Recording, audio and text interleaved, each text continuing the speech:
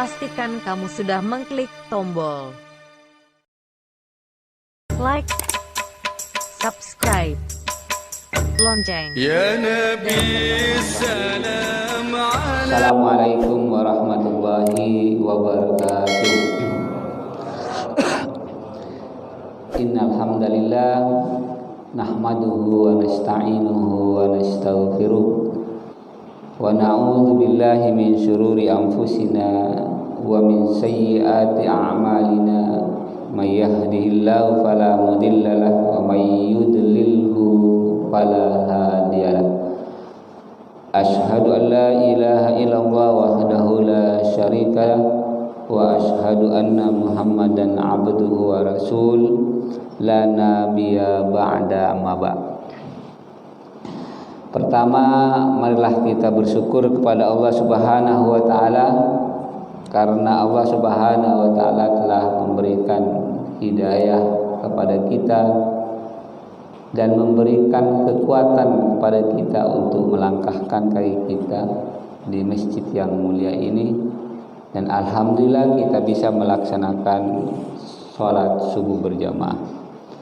Salawat dan salam marilah senantiasa kita sampaikan kepada Rasulullah sallallahu alaihi wasallam. Allahumma shalli ala Muhammad wa ala ali Muhammad. Bapak Ibu hadirin hadirat yang berbahagia, pada kesempatan yang singkat ini kita akan membahas tentang hadis yang ke-21 dalam Arba'in An-Nawawi dengan judul Iman dan Istiqomah. Dua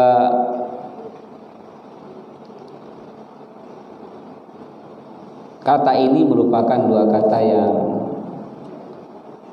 sangat berat sekali, dan ini merupakan kebutuhan kita sebagai orang mukmin. Saya bacakan an Abi Amri wakila Abi Amrata Sufyan Abdillahi Saqafi, dari Abu Amr. Ada yang mengatakan Abu Amrah Sufyan bin Abdillah As-Saqafi. Qala, ia berkata, qultu, aku bertanya kepada Rasulullah sallallahu alaihi wasallam, ya Rasulullah, wahai Rasulullah, kulli, katakan kepadaku, fil Islam, tentang Islam, qaulan, sebuah perkataan, la as'alu anhu ahada ghairaka, yang tidak aku tanyakan kepada orang selain engkau. Qala, Rasul bersabda, kul, katakanlah, amantu billah tsumastaqim, aku beriman kepada Allah, kemudian istiqomah.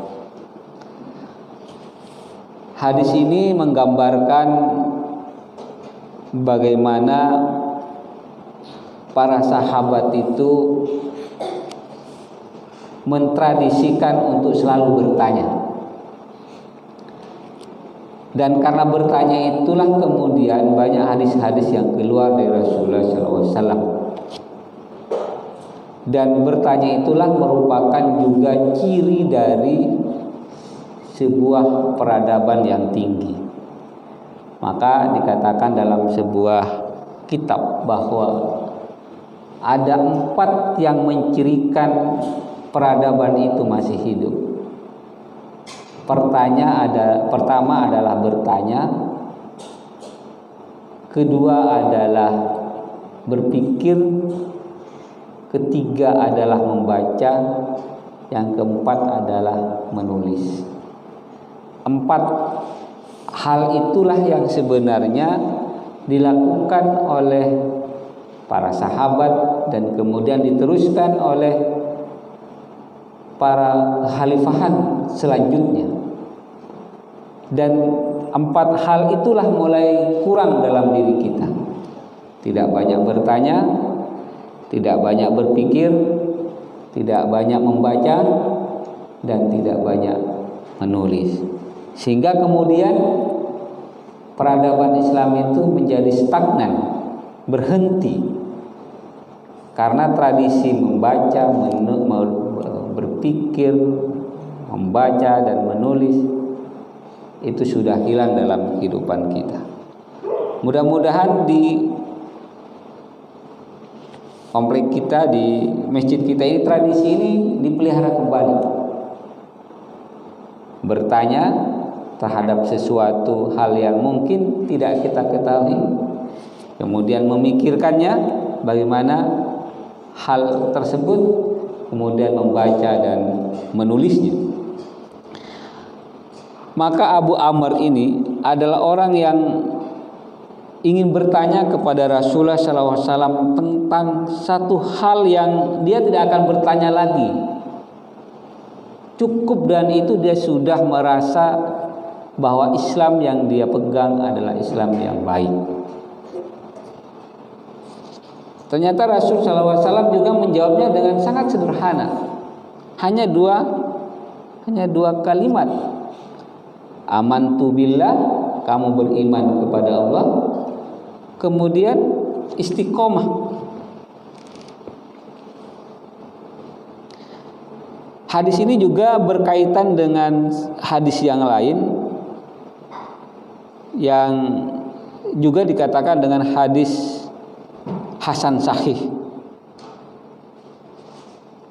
Qultu, aku berkata, ya Rasulullah, wahai Rasulullah, ma takhafu alayya, apakah sesuatu yang paling engkau khawatirkan kepadaku? Fa akhadha Rasulullah sallallahu alaihi wasallam, maka Rasul sallallahu alaihi wasallam memegang bitarifi lisani nafsihi, memegang ujung lidahnya sendiri, kemudian tsumma qala hadza, ini satu hadis yang juga menggambarkan bagaimana jawaban Rasulullah SAW pendek tetapi sangat berkesan kepada para sahabat.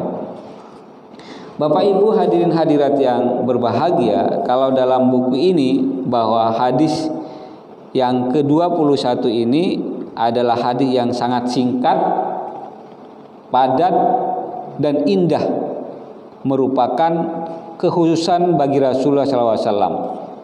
Ini makanya Rasulullah SAW adalah orang yang bisa menjawab pertanyaan para sahabat sesuai dengan kondisinya.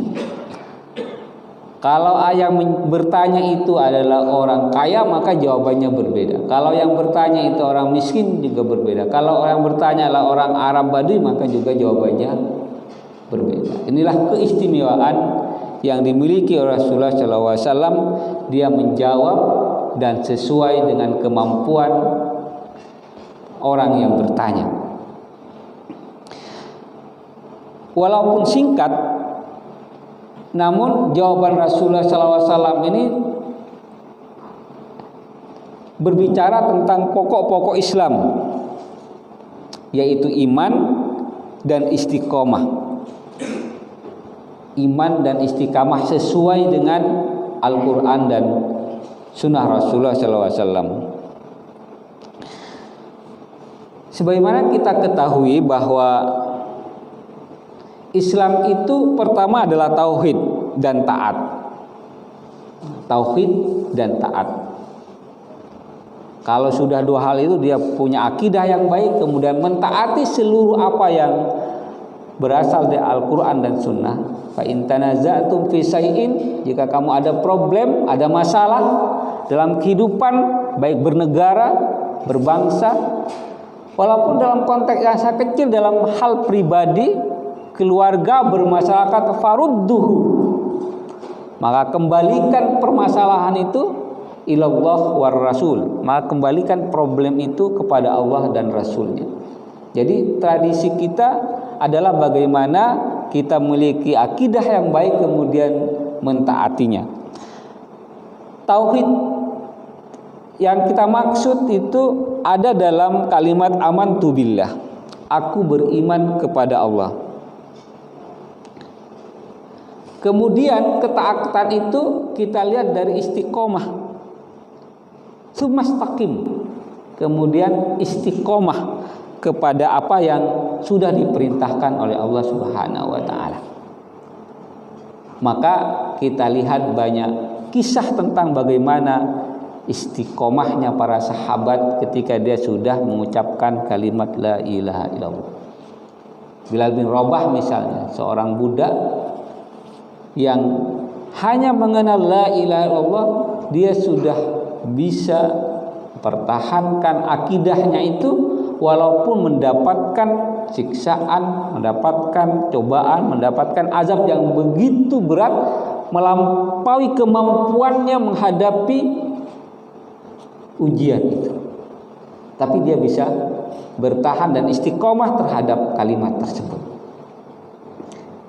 Dan itulah yang dilakukan oleh para sahabat pada para as-sabiqunal awwalun, orang-orang yang pertama kali masuk Islam, tidak pernah mengubah sikapnya. Maka kalau kita lihat misalnya bagaimana keistiqomahan Abu Bakar, maka dikenal sebagai As-Siddiq adalah ketika beliau didatangi oleh sahabat tentang Isra Mi'raj, di mana Isra Mi'raj itu banyak orang yang meragukan peristiwa Isra Mi'raj, perjalanan Rasulullah SAW dari Masjidil Haram ke Masjidil Aqsa, kemudian dari Masjidil Aqsa ke Sidratul Muntaha dalam satu malam. Itu di luar rasionalitas manusia, dan itu adalah salah satu cara orang-orang kafir Quraisy, musyrik Quraisy itu untuk mencari celah agar agama ini menjadi lemah. Maka datanglah waktu itu Abu Jahal datang kepada Abu Bakar, wahai Abu Bakar, tahukah kamu tentang berita yang disampaikan oleh Muhammad hari ini? Aku belum mendengar apa yang disampaikan oleh Nabi Muhammad. Ketahuilah bahwa Muhammad telah melakukan perjalanan dari Masjidil Haram ke Masjidil Aqsa, kemudian dia melakukan perjalanan ke Sidratul Muntaha dalam satu malam. Apakah engkau percaya, wahai Abu Bakar? Apa kata Abu Bakar? Lebih daripada itu, aku akan mempercayainya kalau Nabi Muhammad yang mengatakan. Begitu istiqomahnya Abu Bakar dalam memegang kebenaran, walaupun mungkin secara rasionalitasnya itu bertentangan dengan apa yang terjadi. Pada waktu itu suatu hal yang mustahil, orang bisa berjalan dalam waktu yang begitu singkat dari Masjidil Haram ke Masjidil Aqsa. Tidak sekedar itu, kemudian naik ke Sidratul Muntaha, dan para pemikir pun akan bertentangan. Apakah yang Isra Mi'raj itu adalah jasad Nabi Muhammad SAW atau rohnya? Misalnya Dr. Haikal misalnya dalam bukunya Muhammad itu, dia lebih cenderung mengatakan bahwa yang melakukan Isra Mi'raj itu adalah rohnya, bukan jasadnya. Berarti kan mimpi, berarti kalau begitu. Ini di era modern pun orang masih berpikiran seperti itu. Bapak Ibu yang berbahagia, kemudian ini diperkuat dengan surah Al-Fusilat ayat ke-6, fastaqimu ilaihi wastaghfiru. Karena itu tetaplah kamu beribadah kepadanya dan mohonlah ampunan kepada Allah Subhanahu wa taala. Bapak Ibu yang berbahagia, kalau kita lihat syarah hadis ini, sebenarnya banyak yang melakukan syarah terhadap Arba'in Nawawi ini. Salah satunya adalah kalau kita lihat syarah ini, makna perkataan sahabat kulli fil islami qaulan la as'alu anhu ahadan ghairak. Katakanlah kepadaku dalam Islam sebuah perkataan yang tidak aku tanyakan kepada orang selain engkau. Menurut pengarang ini, bahwa yang dimaksud dengan kulli fil Islam qaulan la as'alu anhu ahadan ghairak adalah ajarkanlah kepadaku satu perkataan tentang pengertian Islam yang jelas bagi diriku, sehingga tidak perlu lagi bagiku menanyakan tafsir kepada selain engkau, dan aku akan mengerjakannya dan bertakwa kepada Allah dengannya. Hadis ini menurut syarah ini adalah bahwa ini pertanyaan yang sangat sederhana dan orang itu tidak mau mendapatkan jawaban yang berbelit-belit, cukup sederhana. Dan Rasul SAW cukup mengatakan kul amantu billah tsumastaqim. Cukup mengatakan, katakanlah aku beriman kepada Allah dan istiqomah. Perkataan amantu billah ini sebenarnya punya pengertian yang mendalam, punya makna yang sangat kuat sekali, bahwa dialah Allah, ilah yang Maha Esa, wajib makhluk beribadah kepadanya, yang disifati dengan sifat-sifat yang sempurna yang maha tinggi, dan wajib disucikan dari sifat-sifat yang jelek. Apa saja yang jadikannya hak maka itulah adalah hak, dan apa saja yang jadikannya batil maka itulah batil. Itu pengertian yang sangat mendalam sekali. Coba kita renungkan misalnya, bahwa dialah Allah, ilah yang Maha Esa. Dalam pengertian la ilaha illallah, tiada Tuhan selain Allah. Dan kalimat inilah yang diingkari oleh orang-orang Quraisy pada saat itu. Mengapa bukan tidak percaya kepada Allah? Dia percaya kepada Allah, tetapi juga percaya kepada sesembahan yang lain. Kan banyak sekali seperti itu. Dia percaya kepada Allah, tetapi juga percaya kepada sesembahan yang lain. Percaya kepada sesuatu yang bisa memberikan manfaat, padahal dia percaya kepada Allah. Itu namanya musyrik. Makanya orang-orang Quraisy itu adalah dikenal dalam musyrik Quraisy. Bukan orang-orang yang tidak percaya kepada Tuhan, dia percaya kepada Allah. Ketika tanyakan kepadanya man khalaqas samawati wal ard, dia akan menjawab Allah. Dia percaya bahwa yang menciptakan langit dan bumi itu Allah. Yang tidak diyakini adalah bahwa Allah satu-satunya yang harus disembah. Karena di Arab itu, di Mekah itu, di Ka'bah itu banyak sekali Tuhan-Tuhan yang mereka sembah. Bahkan Abu Bakar, Bapak Ibu, Umar bin Khattab, dia pernah membuat Tuhan itu dari makanan. Dia buat Tuhan dari makanan, setelah disembah dia makan. Maka itulah yang membuat Abu Umar bin Khattab itu tertawa. Dan itulah maka orang-orang Arab Quraisy itu dikenal dengan zaman jahiliyah, zaman kebodohan. Bukan karena intelektualnya yang rendah, tetapi keyakinannya yang menjahiliyah itu. Dia menyembah banyak Tuhan. Di samping dia percaya kepada Allah, dia menyembah Tuhan-Tuhan lain. Mengapa engkau menyembah Tuhan yang lain? Sebagai perantara. Nah, ada tidak sekarang orang yang menjadikan sembahan itu sebagai perantara bertemu dengan Allah? Banyak. Coba misalnya percaya kepada jimat, percaya kepada dukun. Itu tidak yakin bahwa Allah itu adalah maha. Dia masih percaya kepada makhluk. Dia yakin bahwa makhluk itu memberikan manfaat, padahal makhluk itu selain Allah tidak akan memberikan manfaat.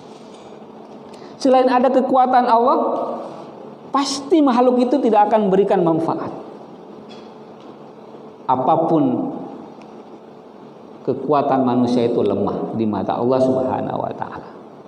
Di tahun politik ini, Bapak Ibu, ada banyak mistik yang akan ditawari oleh orang. Kalau Buya Hussein enggak ya? Enggak pakai dukun ya. Sekarang banyak orang pakai dukun, Pak.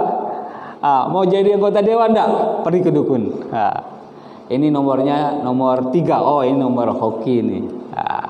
Ada jimat-jimatnya. Ada masih. Mau jadi wali kota, oh banyak dukun datang. Mau jadi presiden juga. Jangankan itu, di era modern ini, klub sepak bola yang internasional itu, Pak, itu pakai dukun juga. Nah, sudah rasional orang, tapi masih percaya kepada hal-hal yang bertentangan. Ini yang sebenarnya kita aman tu bila cukup beriman kepada Allah, bahwa yang memberikan kekuatan, yang memberikan rizki itu Allah Subhanahu wa taala. Manusia tidak bisa memberikan. Kemudian yang kedua, istiqomah. Beristiqomah kepada Allah Subhanahu wa taala. Kita komitmen, apapun yang terjadi kita istiqomah. Walaupun mungkin istiqomah itu akan menghilangkan jabatan, menghilangkan penghasilan, menghasilkan pergaulan kita, menghilangkan pergaulan kita sama manusia. Kalau istiqomah itu, maka ada risikonya. Ketika kita amantu billah, aku beriman kepada Allah, sumastaqim, maka pada saat itulah ada konsekuensi yang akan lahir. Jadi iman itu akan diuji. Betul tidak kita beriman? Betul tidak kita istiqomah? Kalau sekedar lisan semua orang bisa. Amantu billah, aku beriman kepada Allah. Sumastaqim, kemudian aku akan istiqomah. Semua orang bisa. Tetapi butuh pengujian.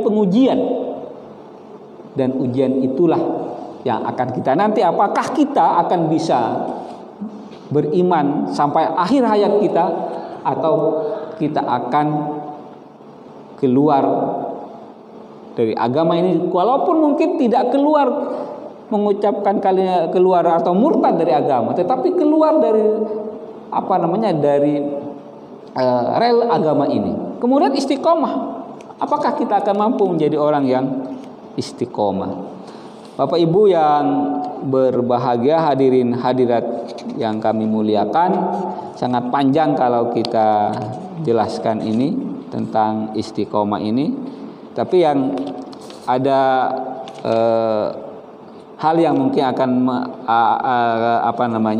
yang terakhir ingin sampaikan, bahwa ada beberapa hal tentang istiqomah yang perlu kita laksanakan dalam kehidupan kita, bahwa ada namanya istiqomah hati, kemudian ada nama istiqomah lisan. Apa yang maksud dengan istiqomah hati itu? Istiqomah hati adalah anggota tubuh yang paling penting diusahakan dengan sungguh-sungguh oleh seorang hamba agar istiqomah, karena ia ada raja bagi seluruh anggota tubuhnya. Jika istiqomah, maka seluruh anggota tubuhnya pun istiqomah. Jadi kalau hati istiqomah, maka seluruh anggota tubuh itu akan istiqomah. Mengapa? Karena hati itu adalah panglima, dia adalah penggerak. Inna fil jasadi mudghah, sesungguhnya dalam tubuh itu ada satu gumpal darah. Jika segumpal darah itu baik, maka baiklah seluruh anggota tubuh, itulah hati. Maka yang harus kita perbaiki adalah hati. Untuk jernihnya hati itu, maka kita bisa minta fatwa. Iftatih qalbak, mintalah fatwa kepada hatimu. Nah, jika kalau misalnya kita ragu, iftatih qalbak, maka mintalah fatwa kepada, berarti hati kita itu adalah hati yang istiqomah.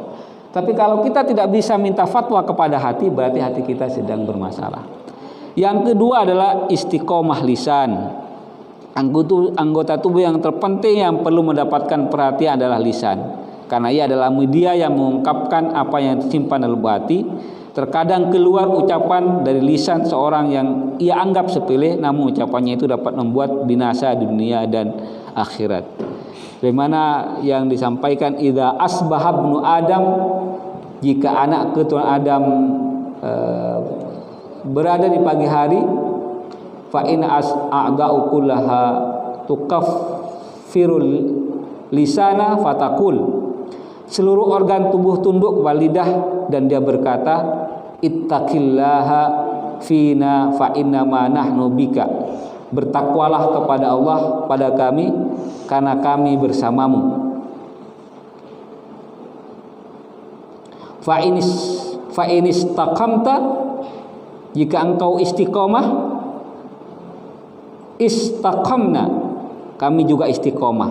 Fa ini wajasta, jika engkau menyimpang, wajasna, kami juga menyimpang. Jadi kalau yang kedua adalah lisan. Dalam hadis tadi, kalau lisannya istiqomah, maka seluruh anggota tubuh akan istiqomah. Tetapi kalau lisannya ingkar, maka anggota tubuhnya juga akan ingkar. Bapak Ibu yang berbahagia, mungkin itu yang bisa dapat kami sampaikan pada kesempatan yang berbahagia ini. Mudah-mudahan ada guna dan manfaatnya. Bila taufiq wal hidayah. Assalamualaikum warahmatullahi wabarakatuh. Ya Nabi salam alaika, ya Rasul salam alaika, ya Habib salam alaika, salawatullah alaika.